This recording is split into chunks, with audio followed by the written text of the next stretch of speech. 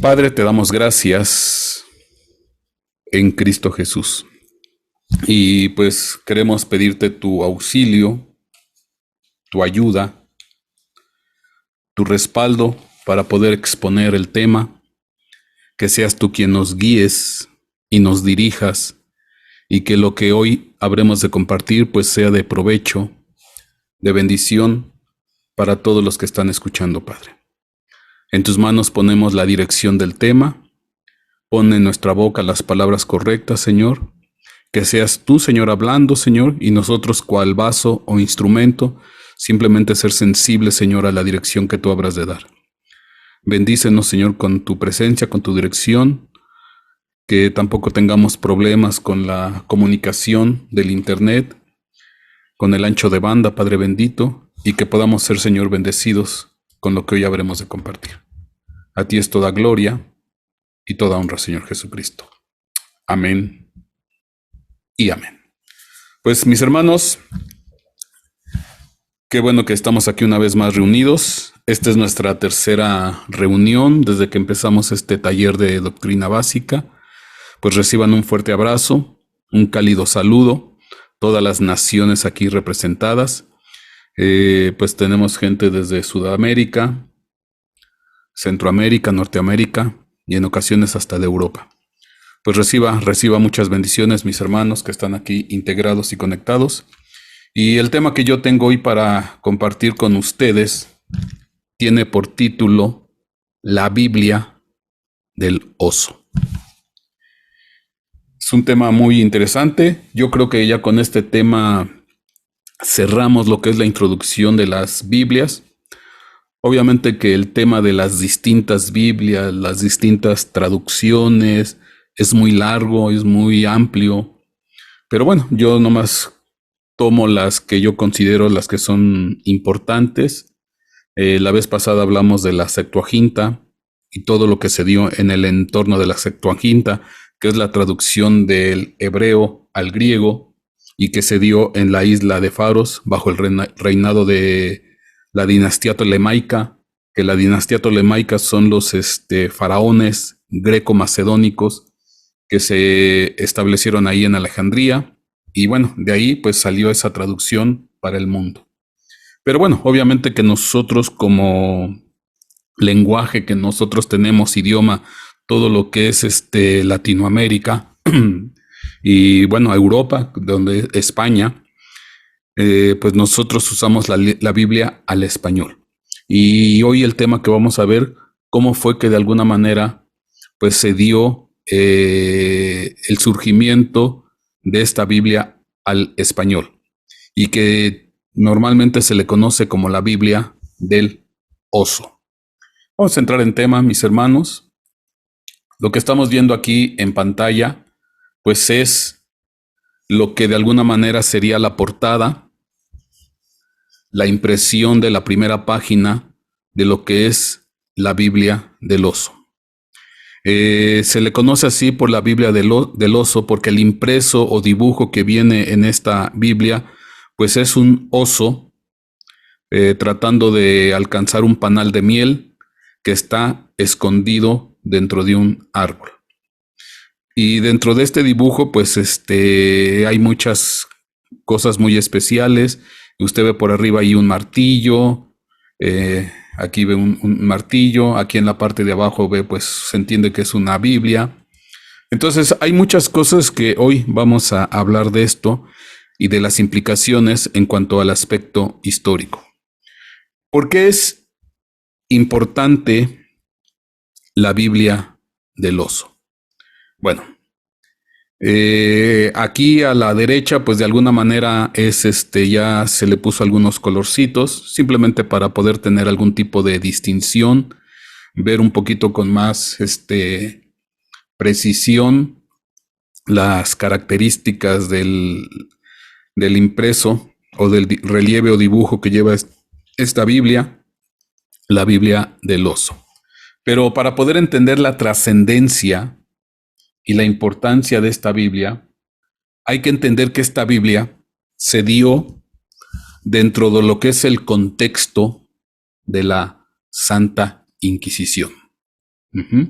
Usted recuerde que uno de los periodos más oscuros de la historia del hombre, de la religión, pues es el periodo de la Santa Inquisición. De alguna manera, este periodo fue un periodo terrible, un periodo oscuro, difícil, porque todos aquellos que no se ajustaban a los lineamientos, doctrinas, filosofías, reglas de lo que dictaba la Iglesia Católica y los gobiernos, porque no había esa clara distinción o separación entre lo que es gobierno y religión, sino que estaban muy fundidos, muy de la mano, hicieron en el nombre de Dios las peores atrocidades. Pero bueno, para poder entrar en contexto, porque es dentro de este ambiente que se dio la traducción de la Biblia del oso, ahorita vamos a hablar algunos detalles, dentro del ambiente y la persecución de lo que es la Santa Inquisición. Pero para poder explicar un poquito a mayor detalle, vamos a leer ahí algo de lo que es la etimología de la palabra Inquisición. ¿Por qué es importante entenderlo? Bueno, dice aquí, etimológicamente la palabra Inquisición proviene del latín inquisitio, inquisitionis, y como tal significa acción y efecto de inquirir. Entonces, la Santa Inquisición es el inquirir. Y bueno, ¿qué implica este verbo inquirir? Pues inquirir significa indagar, averiguar, examinar, preguntar, interrogar. Dice aquí, averiguar o examinar de manera cuidadosa algo. Por otro lado, también existe la expresión hacer inquisición, que significa examinar papeles y documentos para desechar y quemas inútiles, en clara alusión a la quema de libros contrarios a la fe católica que se llevaban a cabo durante la Santa Inquisición o durante este proceso de inquirir, examinar y preguntar.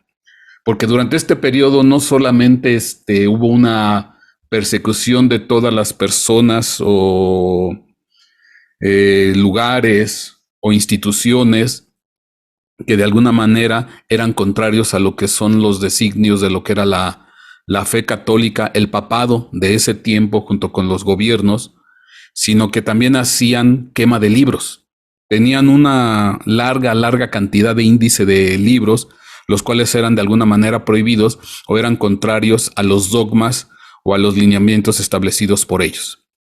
Pero bueno, esta Santa Inquisición, que significa inquirir, perdón, es bien interesante porque cuando yo me voy a la Biblia, propiamente a la Biblia, fíjese lo curioso, la palabra Biblia maneja una palabra que es muy conocida que se llama Seol.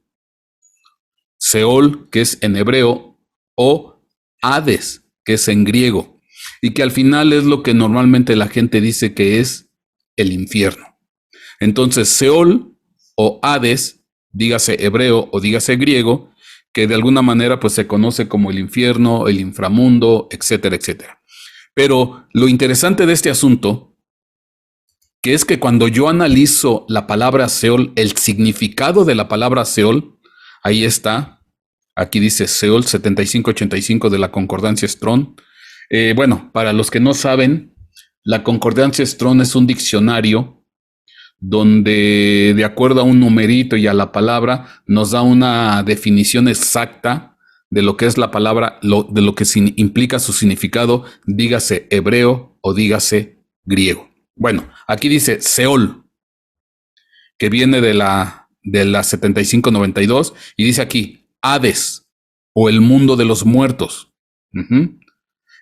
Como si se fuera un retiro subterráneo e incluye sus accesorios y a los reclusos o a los que están presos dentro de este Seol o este Hades, que al final es el famoso mundo de los muertos. Bueno, ¿por qué es interesante? ¿Por qué es interesante y qué tiene que ver con la Santa Inquisición?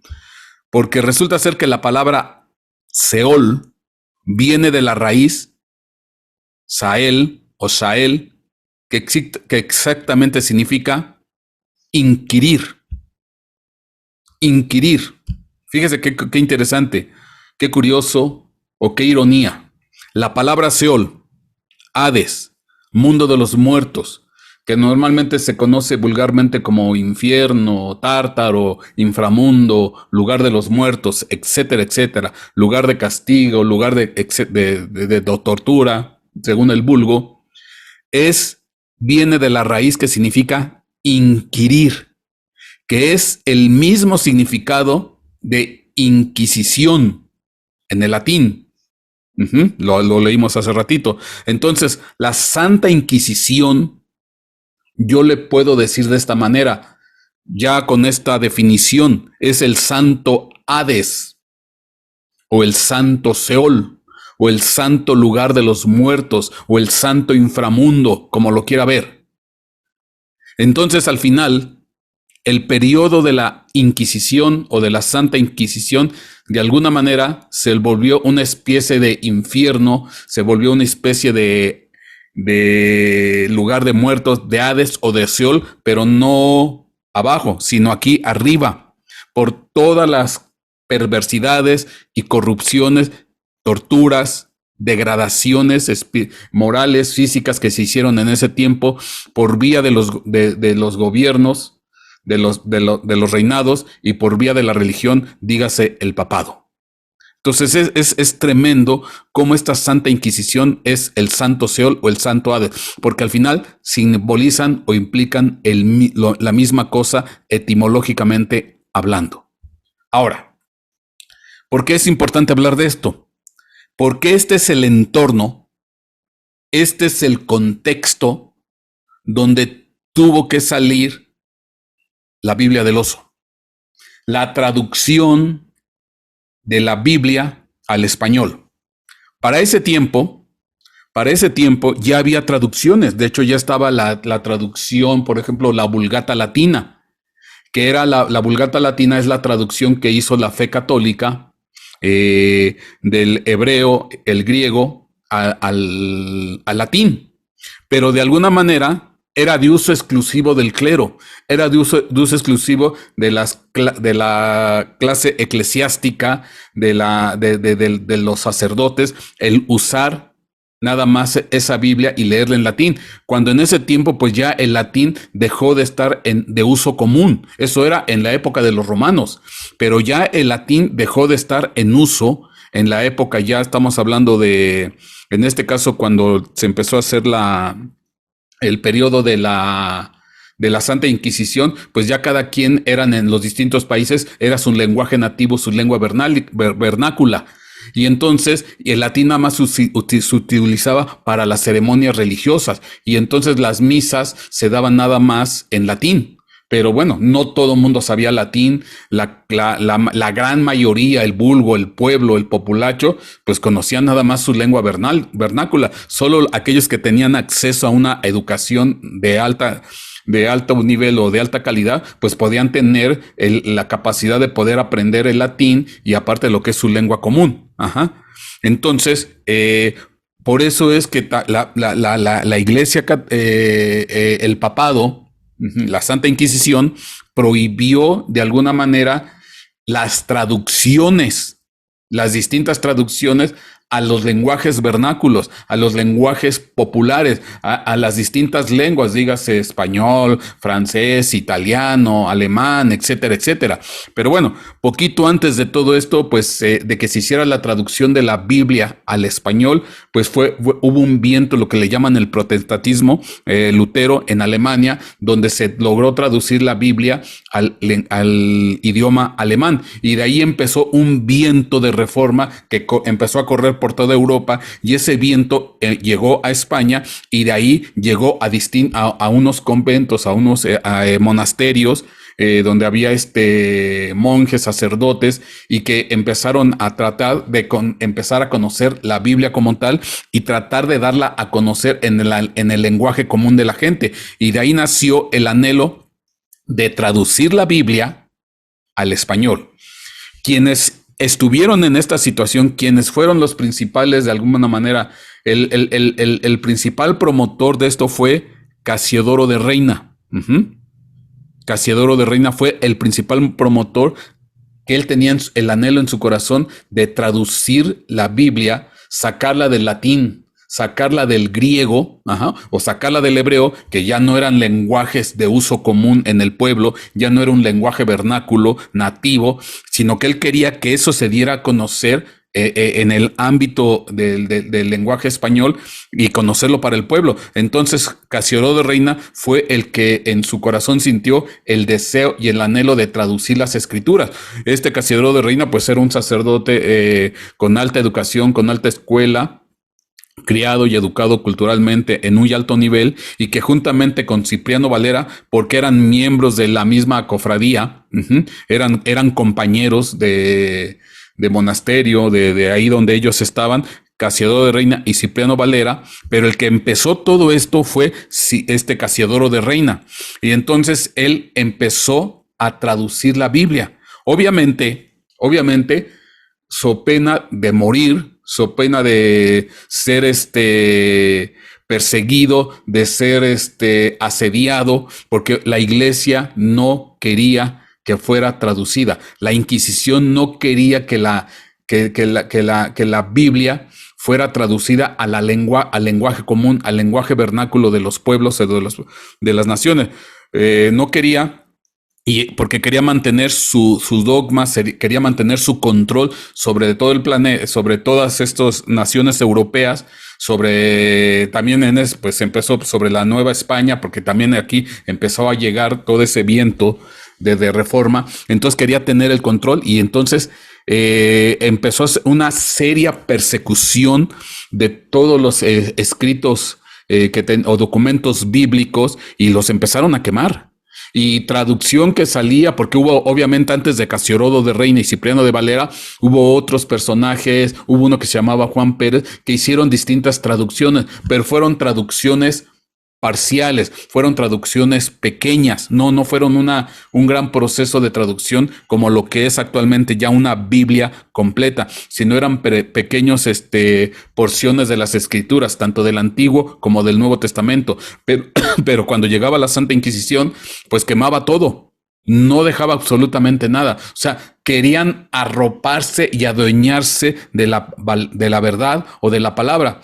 Algo a semejanza o similar de lo que ocurrió, por ejemplo, cuando quisieron traducir la Biblia del hebreo al griego, cuando vimos lo de la Septuaginta. El pueblo de Israel se sentía propietario y poseedor de la palabra, y para ellos cuando se tradujo ya la Biblia del hebreo al griego, ya años después de ese suceso, pues declararon día de luto nacional, día de ayuno, por tamaña aberración de haber traducido la Biblia a un lenguaje distinto. Pues ahora algo similar ocurrió en la época de la Inquisición, en la época del papado, porque no querían dar a conocer la Biblia como tal en las lenguas vernáculas, sino que se mantuviera en latín o en el hebreo, en el griego, pero en ese tiempo ya esas lenguas ya estaban en desuso, sobre todo lo que es el hebreo y el latín. Ya no era de uso común, sino nada más era para uso exclusivo de cuestiones religiosas o eclesiásticas dentro de las liturgias.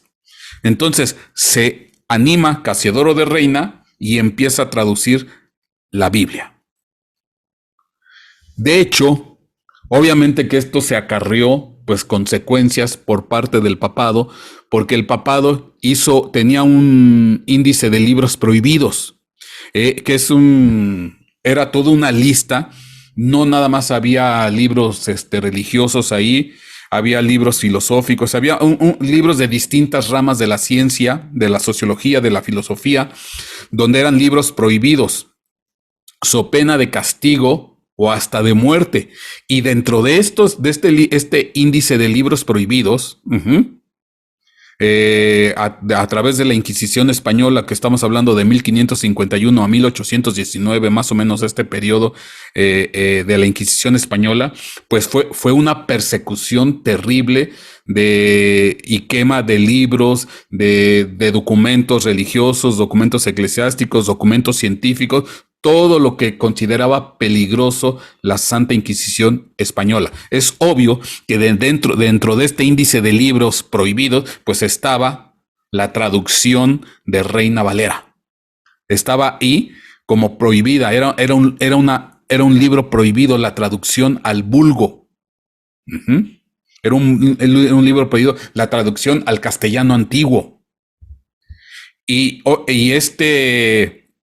Casiodoro de Reina pues hizo esta traducción en un periodo aproximado de 12 años, más o menos 12, 13 años, pero lo hizo, como decimos aquí en México, a salto de mata, bajo persecución, bajo asedio, bajo persecución de la Interpol, voy a decirlo, de ese tiempo, porque la Santa Inquisición tenía control, tenía oficinas, tenía vigilantes, tenía espías por todo lo que es Europa. Entonces Casiodoro de Reina pues iba a un lugar, luego iba a otro y iba a otro, porque siempre estaba huyendo de la persecución y del asedio de la Santa Inquisición.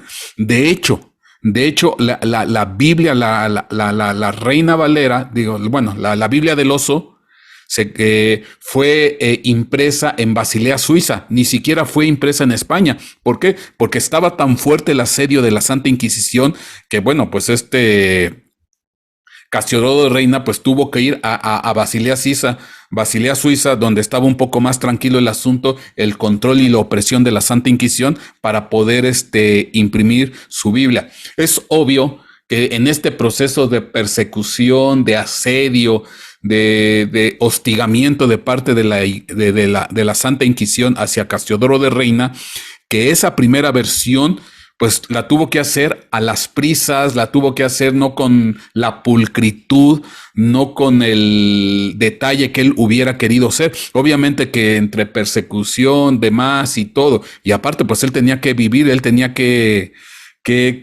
comer, pues tenía que lugar a aldeas, a lugares, trabajar, trabajaba en mercados y cosas así, y a la vez pues tenía que estar traduciendo y siempre pendiente de que pudiera llegar alguien a amenazarlo o a apresarlo por el asedio de la Santa Inquisición, que obviamente pues usted ha de saber un poquito de la Santa Inquisición, que infligía las penas más severas, los castigos y las torturas más temibles que se han dado en toda la historia de la humanidad. Y bueno, eso ya es parte de la historia, es un periodo terriblemente oscuro y degradante de la humanidad. Entonces, pues obviamente que Casiodoro de Reina no hizo con el detalle y la exquisitez que él hubiera querido de la Biblia. Aunque se le considera una de las joyas literarias por su español, porque aún así, en medio de persecución, en medio de prueba y en medio de todo esto, hizo una joya literaria que la reconocen aún gente que ni siquiera es religiosa, sino filósofos, pensadores, eruditos, historiadores, reconocen de una alta calidad en cuanto al lenguaje y la forma que fue la traducción de la Biblia del Oso, Casiodoro de Reina. Pero ya posteriormente de la muerte de Casiodoro de Reina, su compañero Cipriano Valera hizo una revisión. Cipriano de Valera hizo la revisión en 1602. La Biblia del Oso fue impresa y dada a luz en el año de 1569. 1569, cuando Casiodoro de Reina la sacó a luz en una impresión. Ya en 1600, ¿cómo se llama? En 1602 vino una revisión y una nueva edición de parte de su compañero, que es Cipriano de Valera, y que a esta primera revisión o siguiente edición se le conoce como la Biblia del Cántaro. Biblia del Cántaro, ¿por qué? Porque dentro del dibujo que representa la portada de esta Biblia, pues hay un hombre que está derramando agua con un cántaro a un árbol. Y es por eso que se le conoce como la Biblia del Cántaro, pero no es más que simplemente la primera revisión, algunas correcciones, algunos añadidos que hizo Cipriano de Valera a la Biblia del Oso. ¿Por qué? Porque pues obviamente dentro de tanta persecución pues hay cosas que pues ya no las pudo hacer con la pulcritud que quería Casiodoro de Reina, que ya después Cipriano Valera, su compañero, en el mismo lugar donde ellos ejercían el sacerdocio, eran sacerdotes jerónimos. Entonces, pues él hizo unas revisiones, unas correcciones, y entonces salió a luz la Biblia del Cántaro, que es hecha por Cipriano de Valera. Y ya de ahí en adelante, pues ya vienen distintas revisiones, distintas ediciones, hasta llegar a la Biblia que tenemos actualmente, que es una de las de uso más común dentro del ámbito de la iglesia, que es la famosa, se le dice Reina Valera. Pero no es porque Reina Valera sea una sola persona, es Casiodoro de Reina y Cipriano de Valera. Pero de alguna manera se le conoce a esta Biblia ya actualmente como la Biblia Reina Valera en sus distintas versiones. Pero todo esto empezó con la famosa Biblia del oso, que fue bautizada así por el famoso oso. Ahora, aquí es donde entra lo interesante y lo bonito, porque cuando uno empieza a revisar este dibujo, este grabado, es interesante porque se narra una historia. Se narra una historia en este grabado. Vamos a ver. Usted ve aquí un martillo. ¿Esto qué quiere decir? Vamos a ver qué implica, qué implicaciones hay. Ahora, de esto, pues, de lo que yo estuve leyendo, investigando, pues hay distintas propuestas de lo que significa el grabado del oso. Lo que sí es cierto, en esta primera versión de la Biblia, de la traducción al español, de la traducción del hebreo griego al español castellano, y como había un fuerte asedio y persecución por parte de la Santa Inquisición, para evitarse de alguna manera problemas con la Santa Inquisición, pues a la Biblia le quitaron símbolos religiosos. Entonces pusieron este grabado que aparentemente nada tiene que ver con algún icono, algún dibujo religioso, simplemente para evitar un poco la censura y evitar ser perseguidos o que esta obra fuera perseguida o detenida. Entonces, y bueno, pues aparentemente es algo normal, no se ve nada, pues más allá más que un simple osito, un osesno, tratando de comer la miel que está dentro de un árbol, un panal de miel que está dentro de un árbol, y ahí usted ve pues abejitas, usted ve ahí una Biblia aquí abajo, también hay moscas, hay arañas, hay pájaros, bueno, una escena muy natural, que aparentemente nada que ver. Pero aquí en este grabado aparece de alguna manera la victoria y la perseverancia que se dio para que lograra a salir a luz la Biblia y su permanencia. Vamos a ver. El martillo. Bueno, se entiende, porque ahí se ve claramente, que este martillo de alguna manera fue usado para golpear el árbol. Porque exactamente enfrente del martillo está el hueco del árbol, donde está el panal de miel, lo cual quiere decir que el panal de miel estaba al interior del árbol. Tal vez ya obviamente pues era un árbol viejo, un árbol ya caduco, ya viejo, para que pudiera alojarse un panal de miel en el hueco. Obviamente que lo más seguro es que entraron por la parte de arriba y entonces viene este mazo, este martillo y rompe y abre ahora sí, quita parte de la corteza del árbol y entonces ya se puede tener acceso al panal de miel.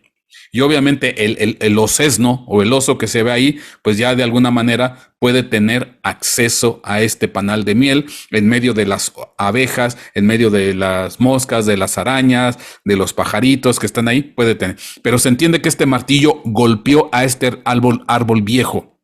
Bueno, vamos a ver si de alguna manera Casiodoro de Reina dejó un mensaje para tratar de evitar eh, tratar de evitar el acoso de la Inquisición, la prohibición, todo esto. Vamos a ver si dejo algo. De esto, pues hay muchos autores, hay historiadores, hay lingüistas que dan una interpretación. Pero yo dije, bueno, pues yo creo que la mejor interpretación, pues es la Biblia misma. La misma Biblia que sea la interpretación. Independientemente que pueda haber una interpretación histórica, etcétera, etcétera, pues voy a tratar de dar yo una interpretación bíblica, que sea la misma Biblia que responda. A ver, vamos a ver qué dice la Biblia con respecto del martillo. Jeremías 23:29. ¿No es mi palabra como fuego, declara el Señor, y como martillo que despedaza la roca? ¿No es mi palabra como fuego, declara el Señor, y como martillo que despedaza la roca? Y aquí está claro. Está diciendo claramente la Biblia, Jeremías capítulo 23, versículo 29, que la palabra puede tener dos implicaciones. Es como fuego y es como martillo. De hecho, lo vimos en las doctrinas anteriores. La palabra es luz. Vimos el candelabro con sus 7 lamparitas, etcétera, etcétera. Pero aquí hay otro simbolismo. Estamos hablando de la palabra, estamos hablando de la Biblia. Y entonces aquí se dice claramente que la palabra es como fuego o como martillo que despedaza, que golpea. Entonces aquí yo veo un martillo que golpeó a un árbol para abrirlo y para que pueda salir esa miel. Ahora, dice aquí también que es como fuego. ¿Qué dice Jeremías 5:14? Vamos a ver. Dice aquí, por tanto, así dice el Señor, Dios de los ejércitos. Por cuanto han hablado esta palabra, he aquí pongo mis palabras en tu boca por fuego. He aquí pongo mis palabras en tu boca por fuego. Eso le está diciendo Dios al profeta Jeremías. Y más adelante es donde dice que mi palabra es como fuego y como martillo que despedaza.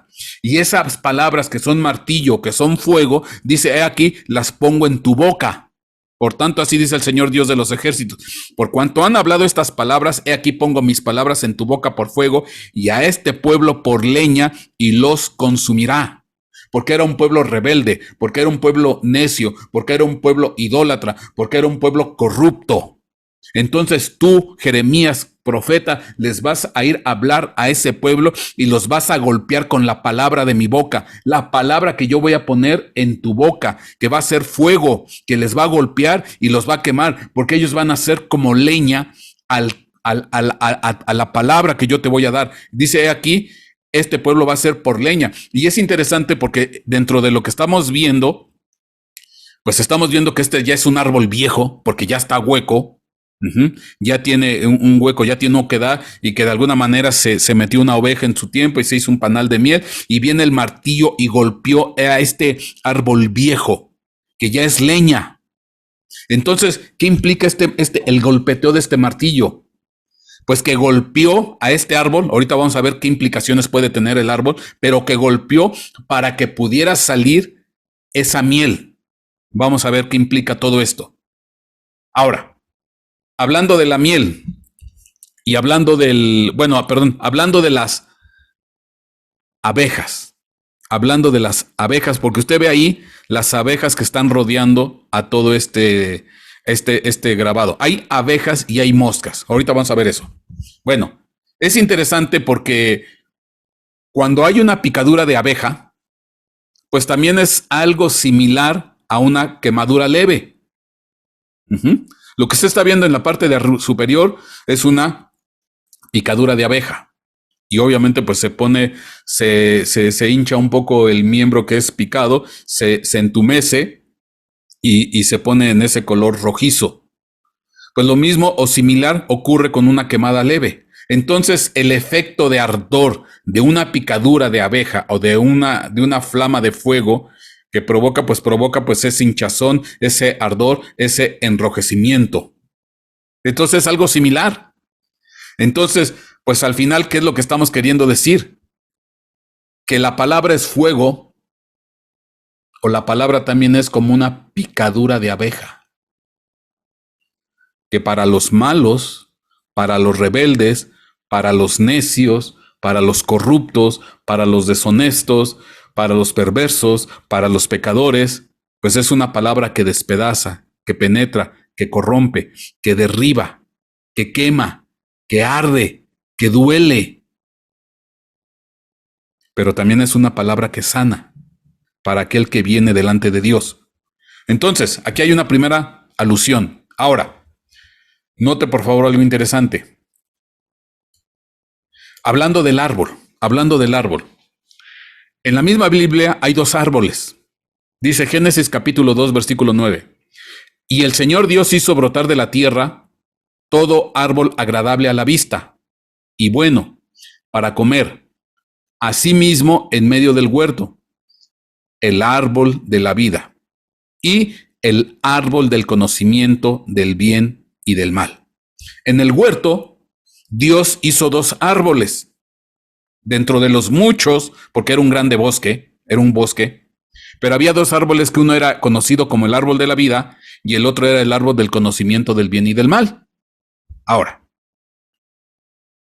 ¿qué quiero decir con esto? Génesis 2:16 dice, y ordenó el Señor Dios al hombre diciendo, mira, de todo árbol del huerto vas a poder comer. De todo árbol del huerto vas a poder comer.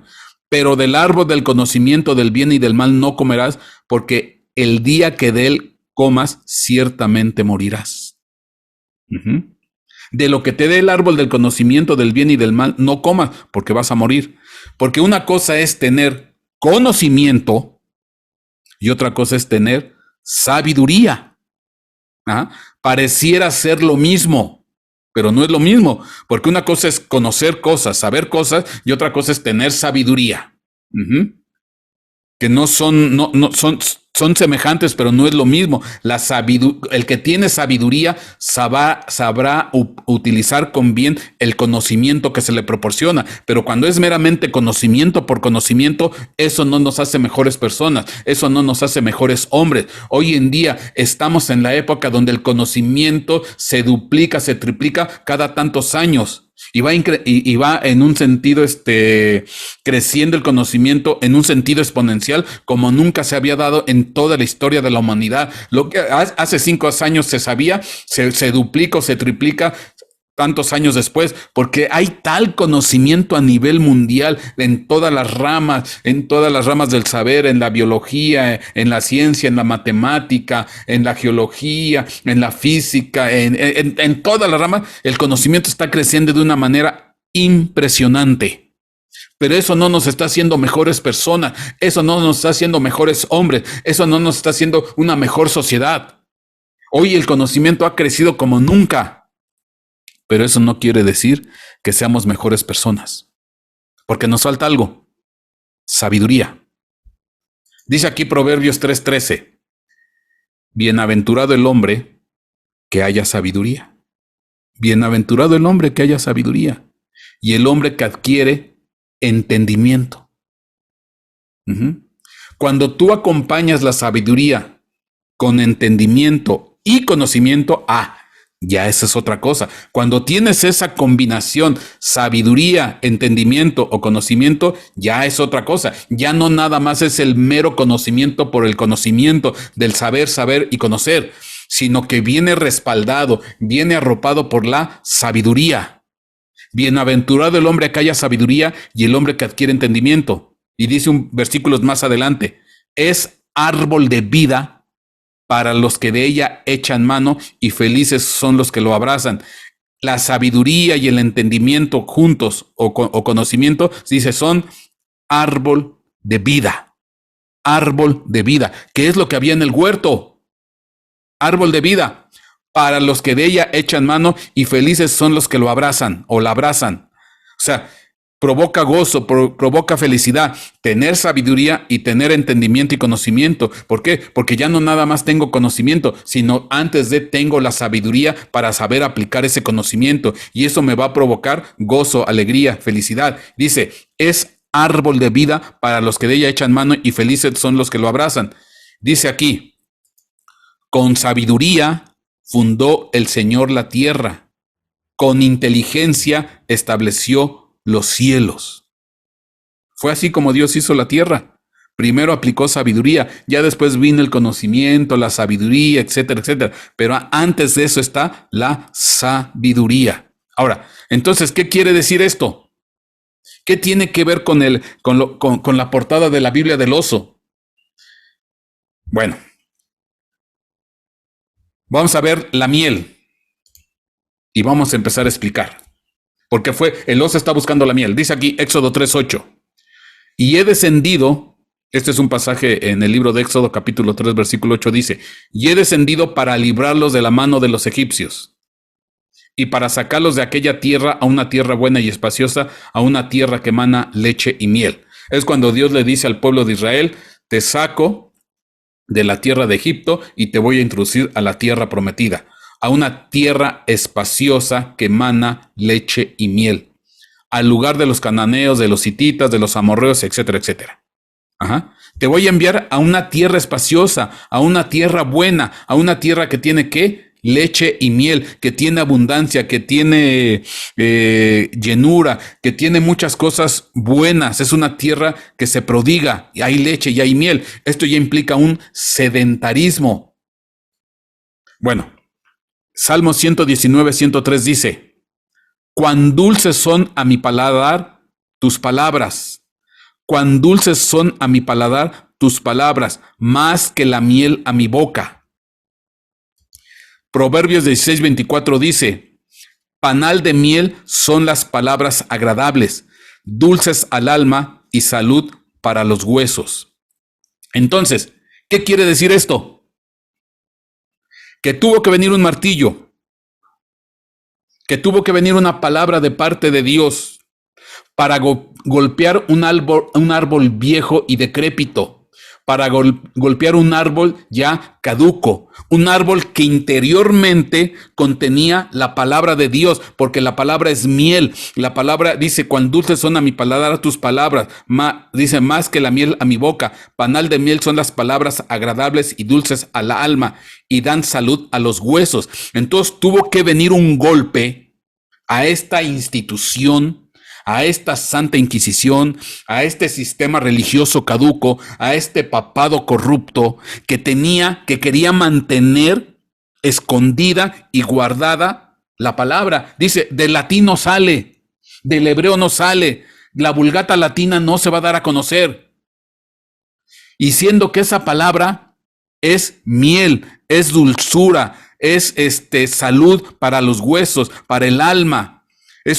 Cuando se da la miel, la leche y todo eso, dice, es bueno, es agradable, es majestuoso. Entonces, ¿qué quiero decir?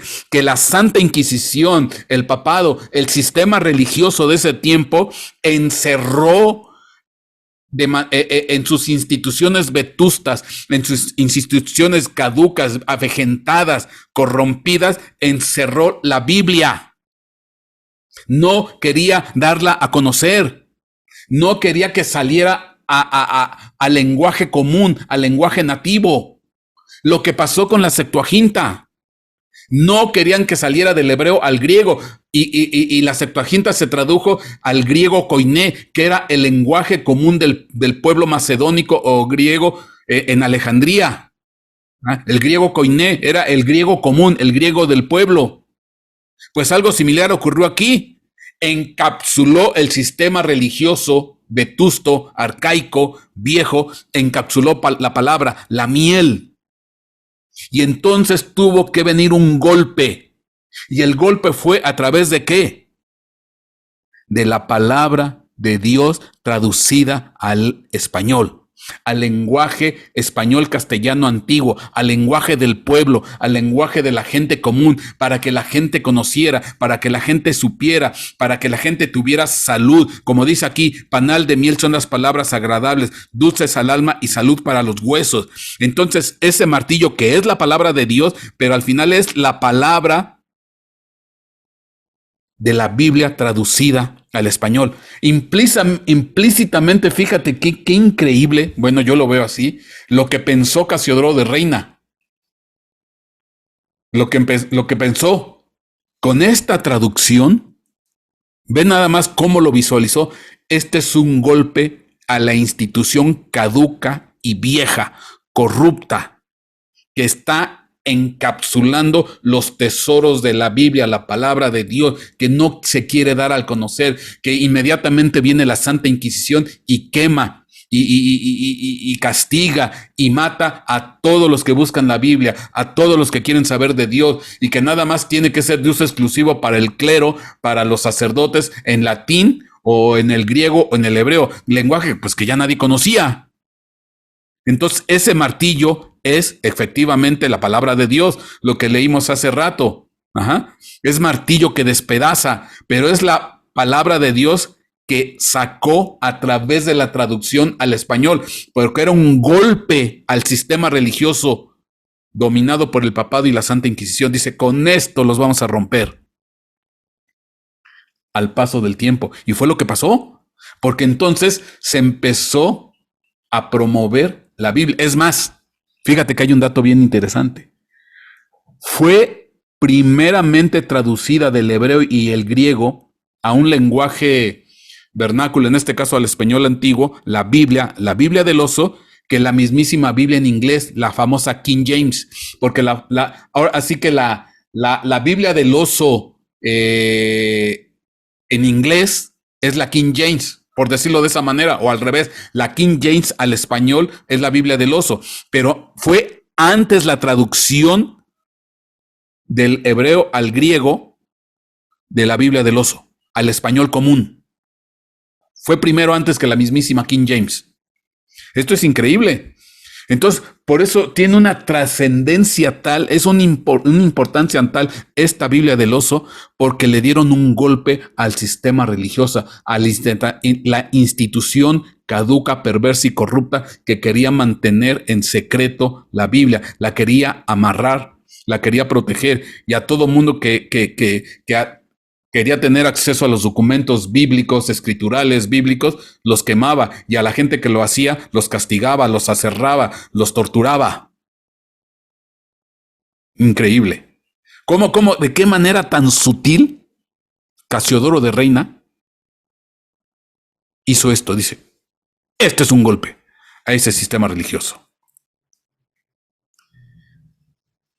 ¿Para qué? Para que saliera verdaderamente el árbol de vida, y ese árbol de vida empezara a crecer, a florecer de la manera correcta.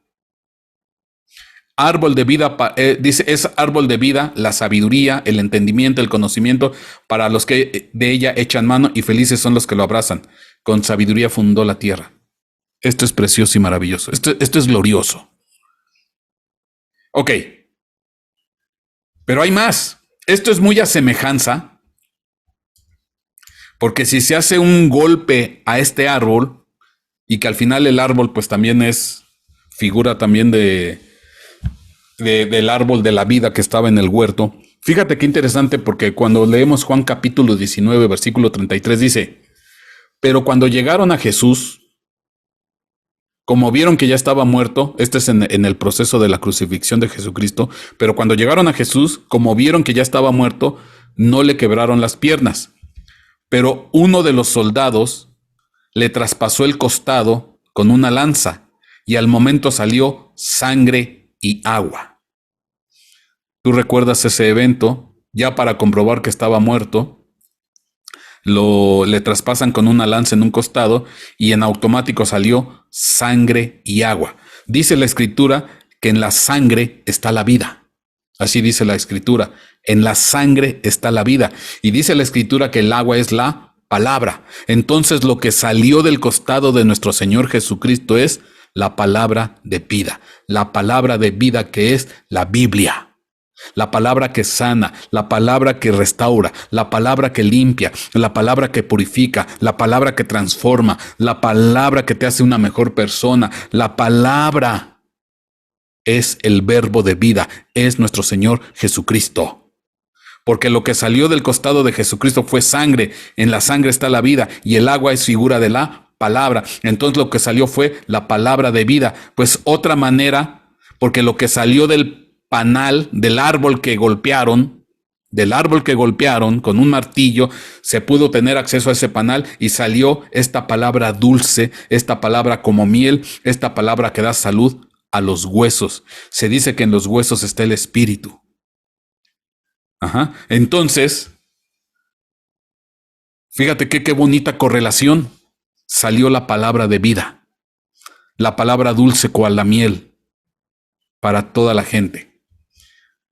Ahora, las abejitas. Vamos a ver qué me dice la Biblia de las abejitas, porque las abejitas son las productoras de la miel. Y en el hebreo, la palabra miel se traduce Débora. Débora, ajá, que significa abeja. Deborah, que significa abeja. Ajá. Y viene de una raíz, Deborah, aquí te dice, de la 1696, Dabar, que es la que da origen a Débora, que se traduce abeja, que por cierto, Débora es el nombre de una profetisa, una mujer, ahorita explico un poquito. Viene de la raíz Dabar, y dice aquí, arreglar, hablar, aconsejar, anunciar, contar, declarar, decretar, disertar, divulgar, exponer, expresar, hablar, proclamar, publicar, pronunciar, proferir, etcétera, etcétera. Entonces, ¿qué quiere decir? Que las abejas son figura, símbolo de los que profetizan, de los que proclaman, de los que anuncian, de los que divulgan, de los que exponen, de los que anuncian, de los que publican. ¿Qué? La palabra de vida, la palabra de miel, la palabra. Entonces, todas las ovejitas que tú ves ahí, pues son las distintas personas, las distintos hombres, mujeres que han estado publicando, hablando, decretando, contestando, proclamando la palabra de Dios a través de la historia. Por eso es impresionante cómo lo visualizó Casiodoro de Reina, porque dice, con esta traducción se va a exponenciar, se va a multiplicar el conocimiento de la palabra, se va a proclamar por todos lados, porque van a haber abejitas, personas, hombres, mujeres, niños, que van a proclamar la palabra, que van a hablar de la palabra, que van a exponer la palabra, que la van a publicar en todos lados. Hay muchas abejitas. Que a algunos no les va a gustar, pues no, porque va a ser como aguijón, les va a causar escozor, les va a causar ardor, les va a dar urticaria, les va a quemar.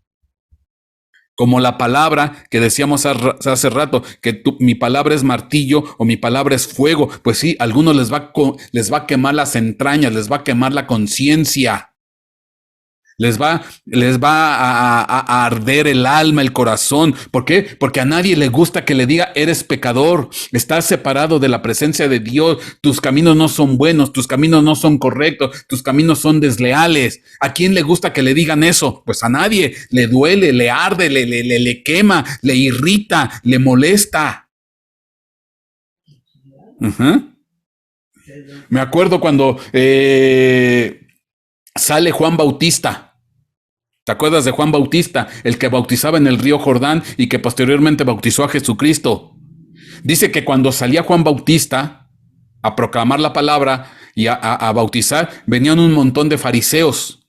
Ajá. Y Juan Bautista les dijo, generación de víboras, serpientes. Así les contestó Juan, generación de víboras, serpientes, ¿quién los enseñó a huir de la ira venidera? Hagan pues frutos dignos de arrepentimiento, arrepiéntanse, camada de víboras, serpientes, prole de víboras.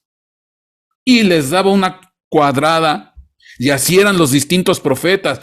Confrontaban al pueblo, les proclamaban su pecado, por eso mataban a los profetas, por eso mataban a los que promovían la palabra. ¿Por qué? Porque a nadie le gusta que le digan que están en pecado, pero es necesario, porque se tiene que quitar esa enfermedad que corre el alma y el corazón de la gente y de las personas, el pecado, y eso se quita a través de la sangre del Cordero que Cristo derramó en la cruz del Calvario, porque a través de su sacrificio Dios dio perdón, pecados y vida eterna. Pero si tú no te acercas a Cristo a recibir la sangre y el agua, dígase la palabra de vida que salió del costado, pues no vas a tener vida y vas a seguir estando en muerte. Ahora, aquí es bien interesante, porque eso es lo que simboliza las abejitas. proclaman, dicen, llevan, etcétera, etcétera. Tú sabes cómo es el proceso de polinización, ¿no? Que van las abejitas de flor en flor y van de alguna manera dejando ese polen en las distintas flores. Bueno, hay un proceso muy bonito, todo lo que es la polinización. Ahora, pero fíjate qué interesante es que esto a mí me sorprende, me gusta. Ujú. Porque mira, esto es increíble. La palabra Débora, o Débora, como quieras, con el acento en la A al final, dice aquí en el sentido de un movimiento ordenado, abeja. Te estoy hablando de la traducción en hebreo de lo que significa la palabra abeja. Y aquí ya desde ese tiempo, estoy hablando de siglos, siglos, siglos, siglos atrás, ya se decía que la palabra abeja, Débora, dice, implicaba un movimiento ordenado, dígase oveja, y que implica hablar, aconsejar, etcétera, etcétera, proclamar. ¿Tú sabes cómo se comunican las ovejas? ¿Cuál es el lenguaje de las ovejas? Y eso en realidad es de relativamente poco tiempo hacia atrás que los investigadores han logrado discernir y entender cómo se comunican las abejas.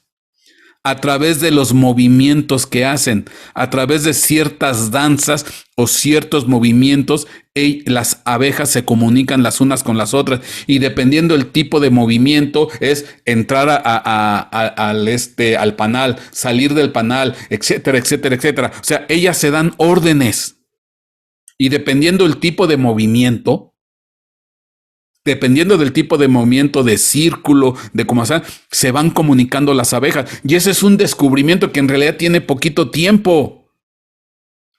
Tiene poco tiempo, es del siglo pasado ese conocimiento. Y qué interesante, porque ya la Biblia lo decía. Siglos, siglos y siglos atrás decía abeja, movimiento ordenado, danza. Qué increíble. Y qué interesante, porque hablando de Débora, era una profeta, una juez, una mujer juez. Dice aquí Jueces 4:4. Y gobernaba en aquel tiempo a Israel una mujer, Débora, abeja.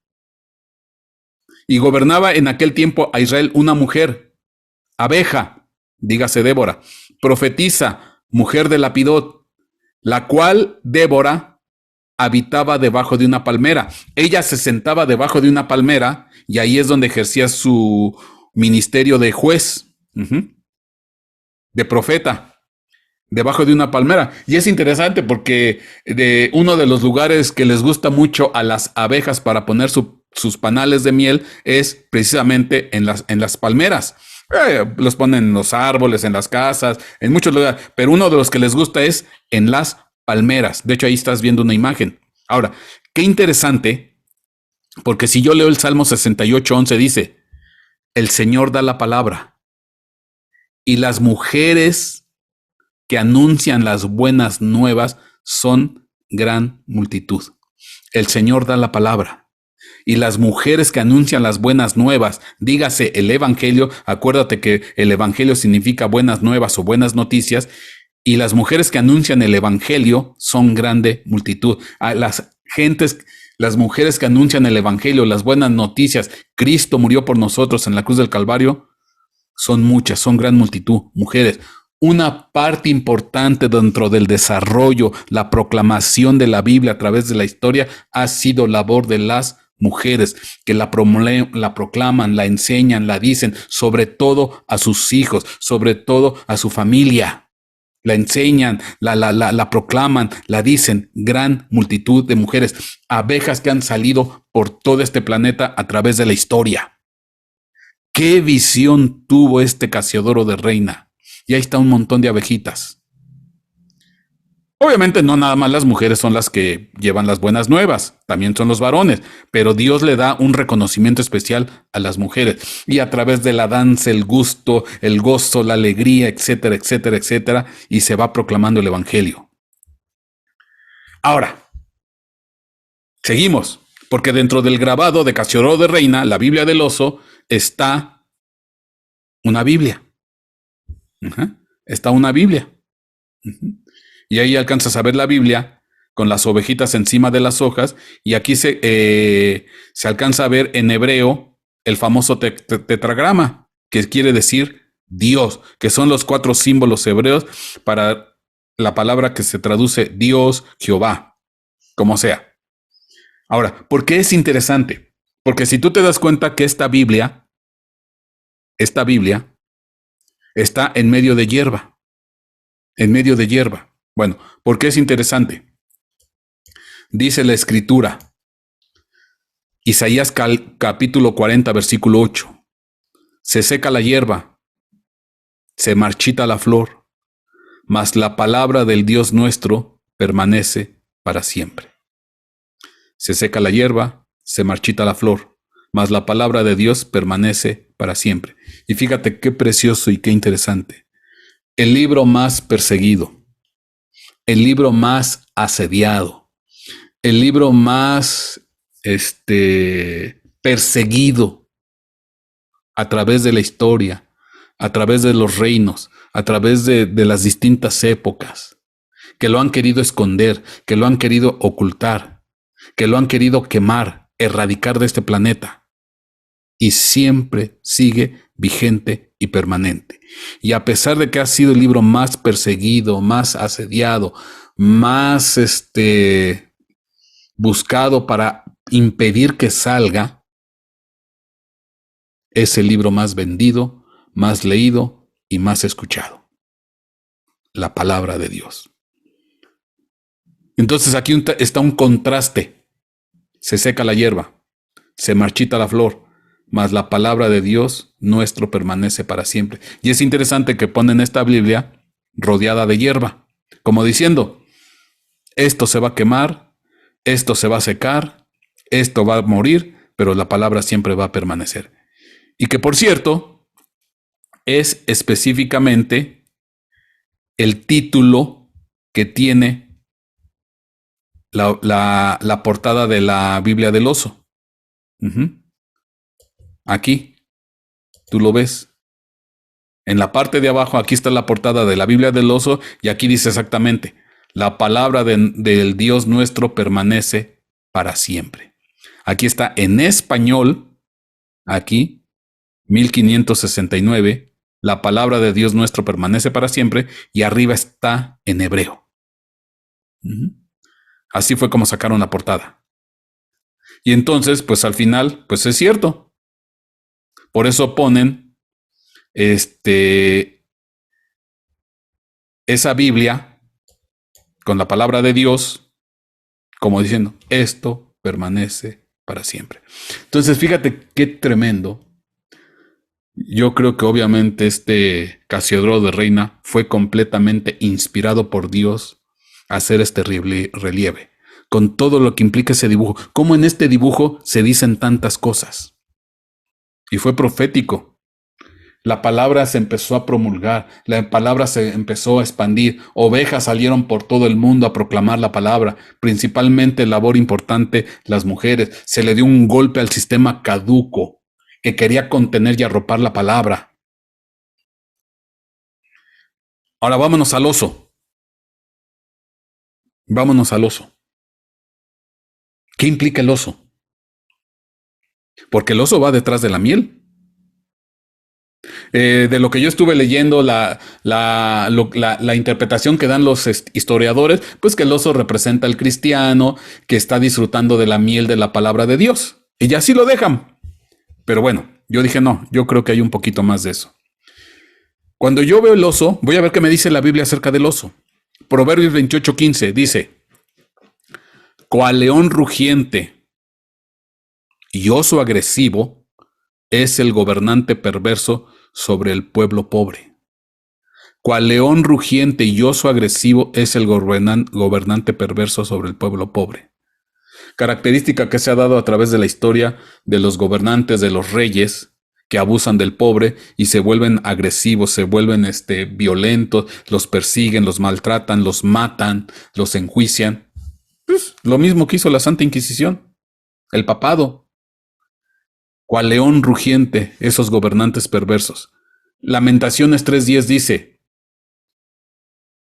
Él es para mí como oso en acecho, como león en lugares ocultos. Pues normalmente los osos y los leones están en acecho, agazapados, escondidos para atacar y para devorar, esperando a la presa.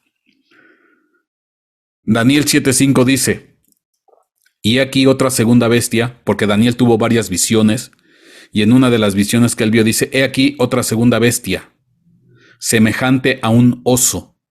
Estaba levantada de un costado, y en su boca y entre sus dientes tenía 3 costillas, y le dijeron así, levántate y devoro mucha carne. Entonces en la visión que está teniendo el profeta Daniel, ve a una bestia a semejanza de un oso, con entre sus dientes con costillas, y estaba devorando mucha carne. Segundo de Samuel 17:8. Dijo además Husai, tú conoces a tu padre y a sus hombres que son hombres valientes y que están enfurecidos como una osa privada de sus cachorros en el campo.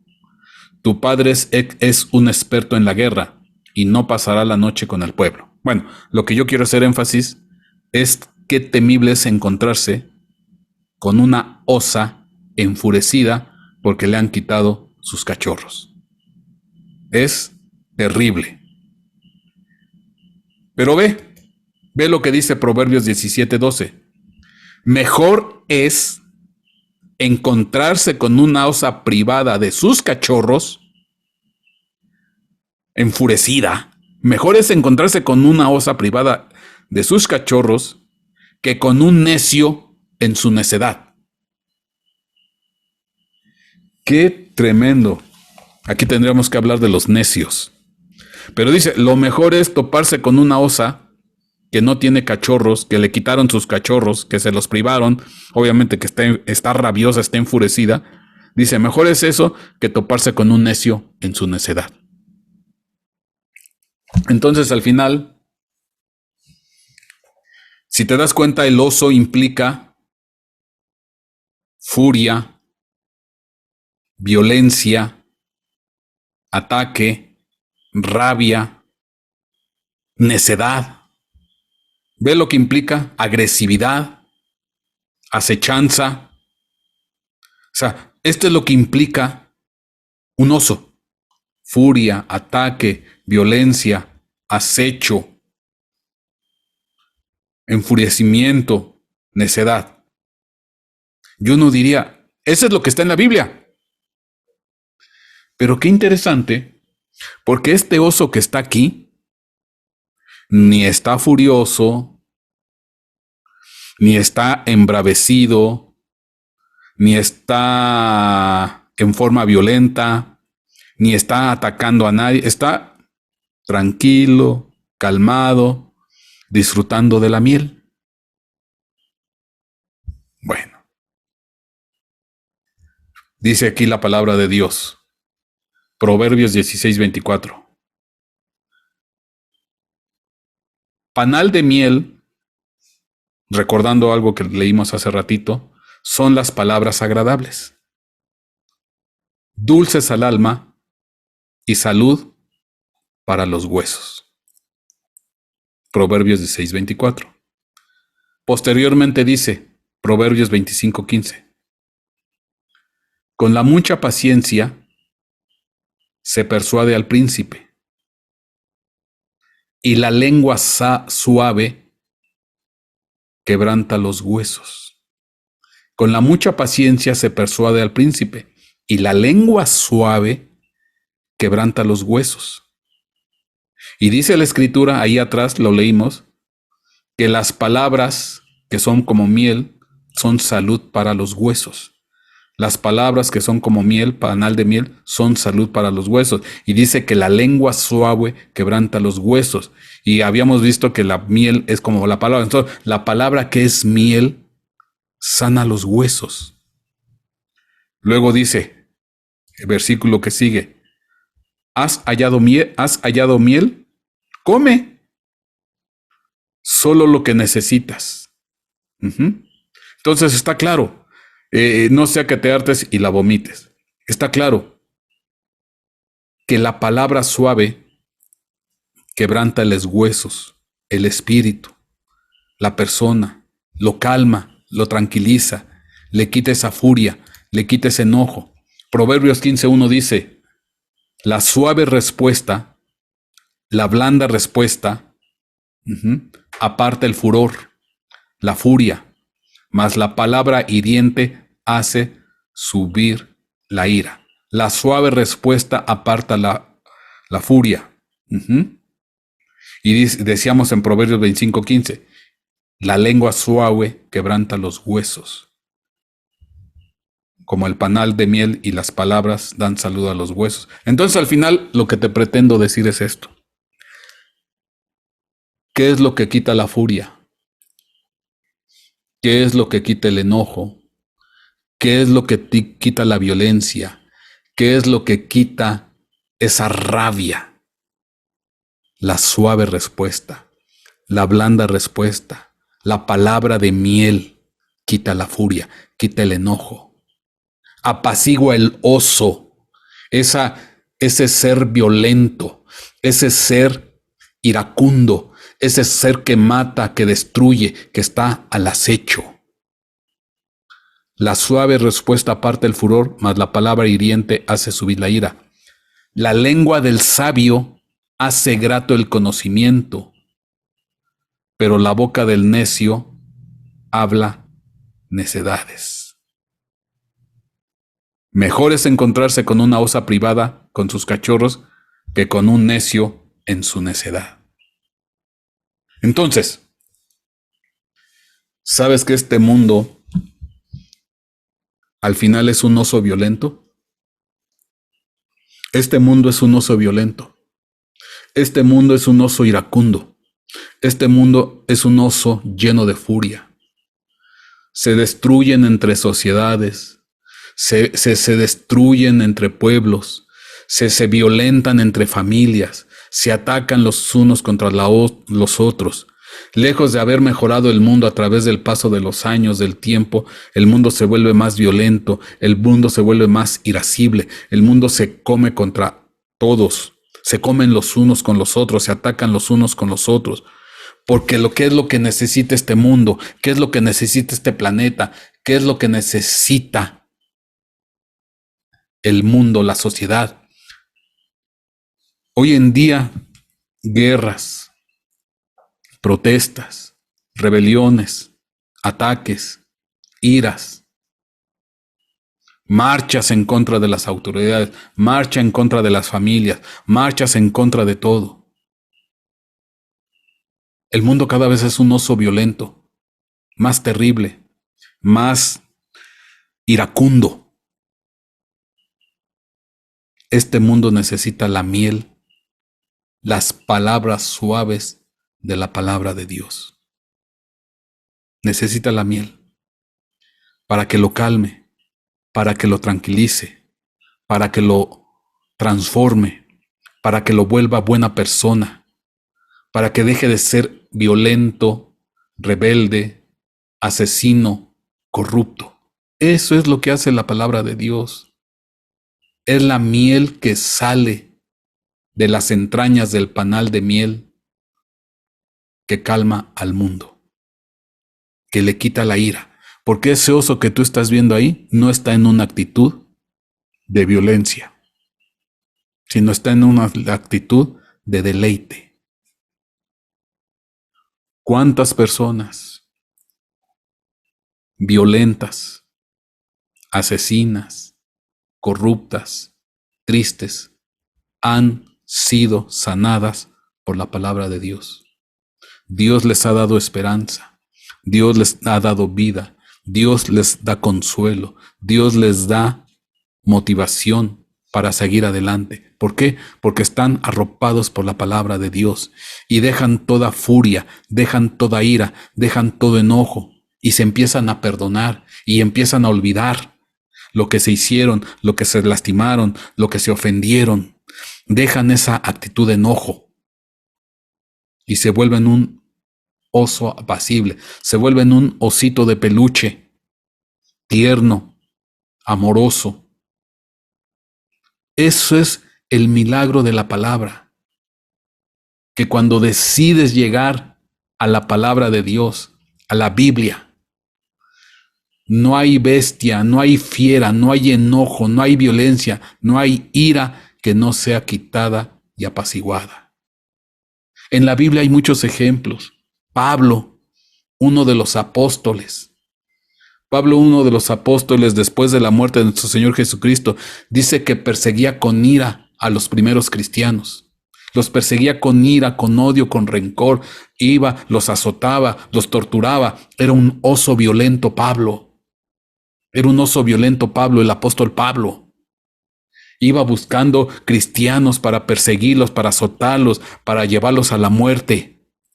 Y después Pablo se volvió el más grande de los apóstoles. Se volvió un osito de peluche. Ya no tenía ira, ya no tenía enojo, ya no tenía rabia. Lo que tenía era amor y perdón y ganas de dar salvación a la gente. Esa es la bendita palabra de Dios. Eso es lo que provoca la palabra de Dios. Eso es lo que provoca la dulce miel de la palabra. Pero obviamente, como todo, pues hay problemas, hay dificultades.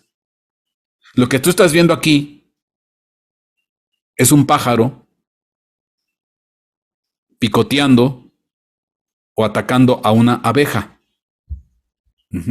Aquí está y aquí está en grande. Este pájaro está atacando a una abeja, a alguien que proclama la palabra. Ya vimos lo que implica la abeja, a alguien que la expone.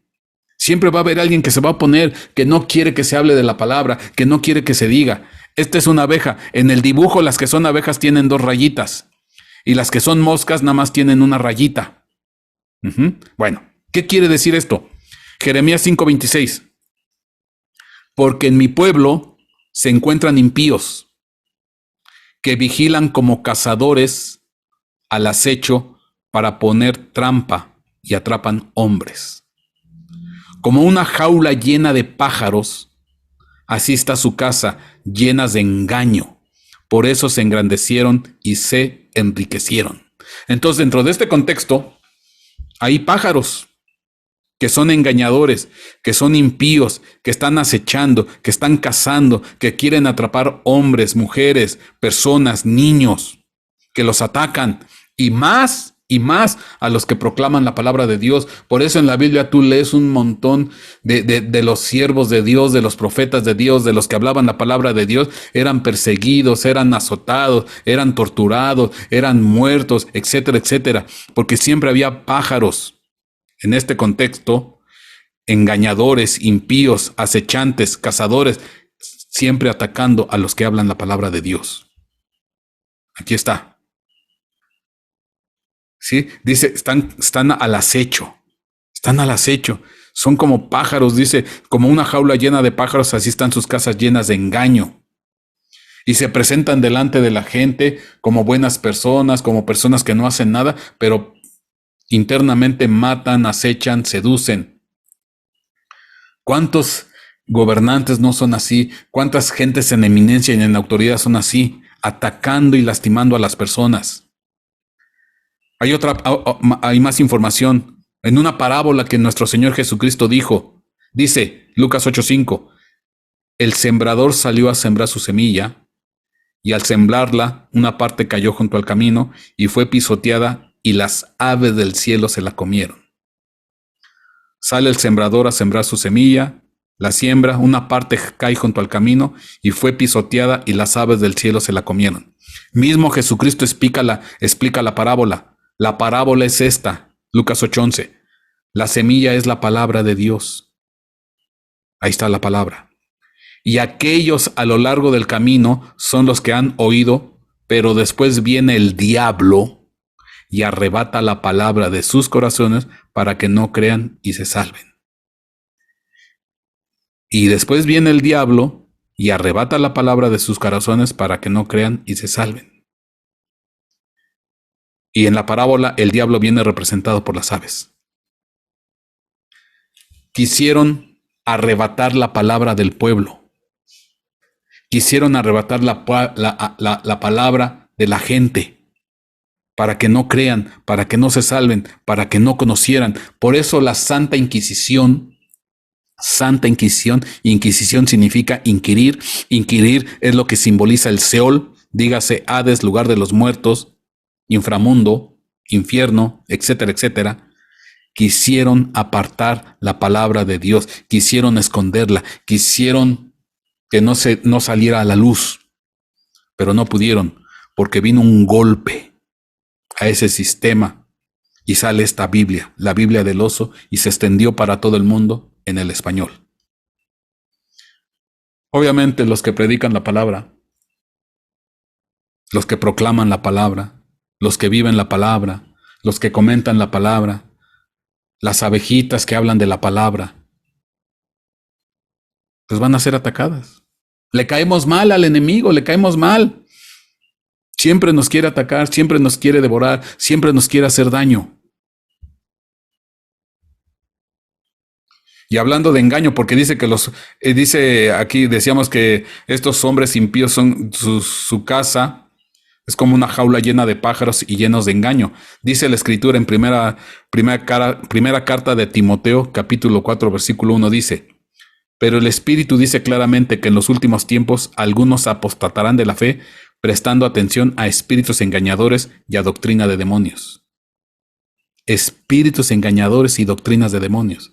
Eso se va a dar en los últimos tiempos. En los tiempos actuales, ahí están los engaños del enemigo. Entonces fíjate qué increíble cómo estas abejas son atacadas por estos pájaros diabólicos, hombres engañadores. Figura del diablo, del enemigo, de espíritus engañadores. Y me llama mucho la atención que abeja es muy similar a oveja, abeja, oveja. Qué curioso, porque también dice la escritura con respecto de Cristo que somos sus ovejas. ¿Qué más hay?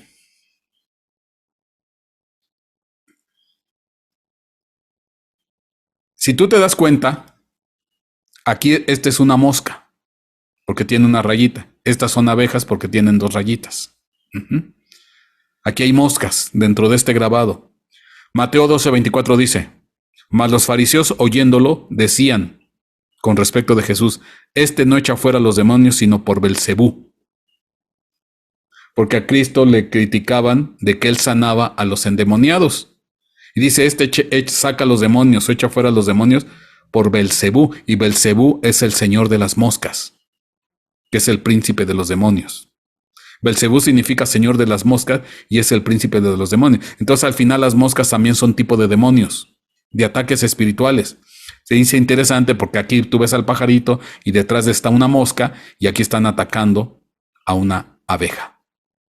Ahí está. Más. En esta parte de acá, tú ves aquí una araña colgada de su telaraña. Aquí donde se está moviendo el cursor, déjalo, pongo para que se vea bien. Aquí ves una red, una telaraña, aquí donde se está moviendo mi cursor. Y abajo aquí ves una araña que se está colgando de una rama del árbol. Me regreso a donde estaba. Aquí. Ahí está la araña. Y es interesante, aquí ves otra vez una abeja con sus 2 rayitas y una mosca con una rayita. Dice aquí Job 8:13. Tales son los caminos de todos los que se olvidan de Dios, y la esperanza del impío perecerá. Porque su esperanza será cortada, y aquello en que confían será tela de araña. Porque pues obviamente una telaraña o tela de araña, pues es muy fácil romperla. Digo, para nosotros. Para ya las criaturas más grandes, romper una tela de araña, pues es muy fácil. O sea, no tiene fuerza en magnitud para con nosotros. Dice, así son los impíos, los que se olvidan de Dios. Dice, porque su esperanza será cortada a aquello en que confía y será como una tela de araña. Entonces aquí está representando esta araña que ves aquí son aquellos que se olvidan de Dios. Al final, pues esta es la Biblia del oso. Qué increíble grabado. Todo lo que tiene este grabado, todas las implicaciones. Y esto lo hicieron así de tal manera. No pusieron símbolos eclesiásticos, litúrgicos, religiosos, porque era una Biblia que iba a ser perseguida, que creció en el tiempo de la Santa Inquisición, pero que logró salir al mundo entero y se tradujo al español. Y esta es la base de lo que tenemos hoy en día, de la Biblia más usada en el mundo hispano, la Reina Valera.